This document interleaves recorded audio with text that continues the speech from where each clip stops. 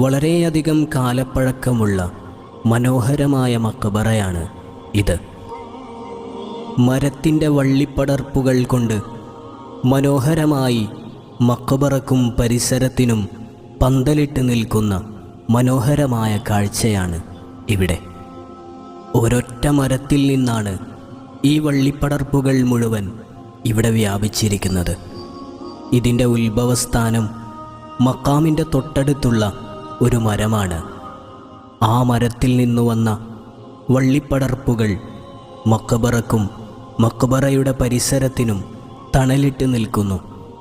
വളരെയധികം ആത്മീയ അനുഭൂതി പകർന്നു നൽകുന്ന പുണ്യ മക്ബറയാണ് ഇത്. ഇവിടെ വന്ന് സിയാറത്ത് ചെയ്യുമ്പോൾ മനസ്സിന് വല്ലാത്ത അനുഭൂതിയാണ്. ആത്മീയത ആവോളം അനുഭവിക്കാൻ കഴിയും.